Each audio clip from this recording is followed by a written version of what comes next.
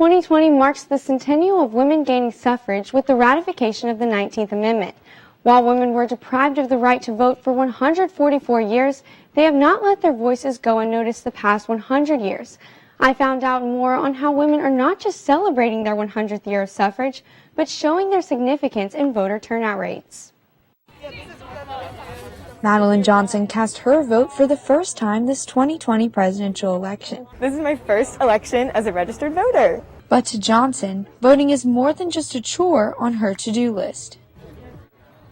Not only is it my own right to vote, it was hundreds of thousands of women before me that went through so many trials just so that I could walk up to the polls and make a difference in my country.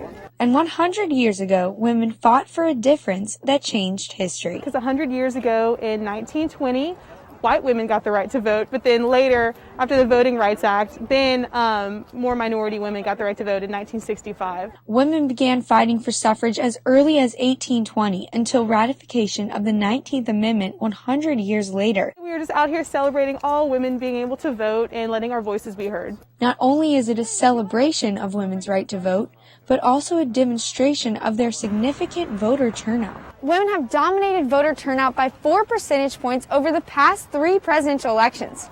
After 100 years, they continue to cast their votes and demand their voices be heard.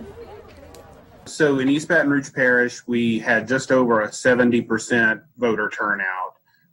But among women, that number was just over 72%. And women's soaring turnout in East Baton Rouge Parish and other large parishes in Louisiana impacted these parishes' election results. Women, more specifically probably black women in places like Orleans and East Baton Rouge Parish, voting in record numbers and voting overwhelmingly, again, probably 90% or more, for Biden, and that made the difference. As represented in voter turnout rates, women do not take their right to vote for granted. I think that me voting today is just a reflection of all of that hard work from the past. And the hard work of the women's movement persists as women continue to voice their opinions through the polls.